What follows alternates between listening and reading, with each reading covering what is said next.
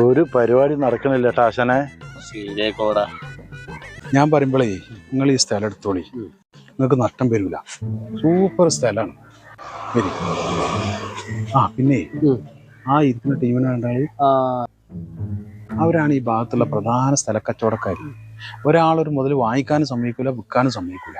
ആ ജാതി ഐറ്റങ്ങളാണ്. ഒരാളുണ്ടല്ലോ കൂടെ.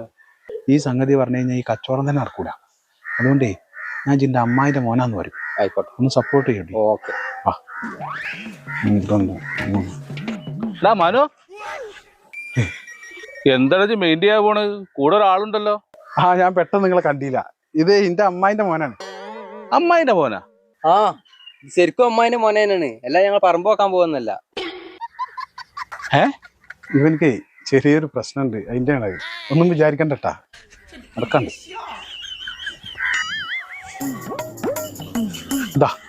ഇതാണ് ഞാൻ പറഞ്ഞ സ്ഥലം. ആ മതിലണ്ട, അതാണ് അതിന്റെ അതിര്. ഒരു പേരുണ്ടാക്കാൻ സൂപ്പറാണ്. ശരി. വെള്ളമൊക്കെ എന്താ പാട്? വെള്ളം ഒന്നും പറയാനില്ല.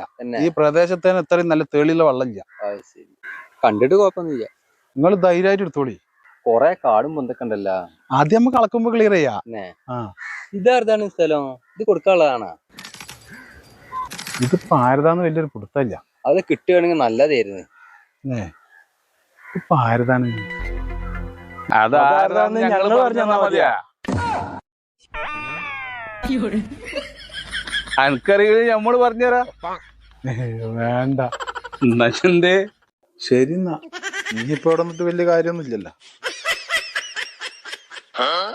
ഇങ്ങോട്ട് പാടാ, ഇങ്ങോട്ട് പാടാ. മൂസാജിന്റെ പറമ്പ് തരാ, നല്ല പറമ്പ്. ഇങ്ങോട്ട് പാടാ.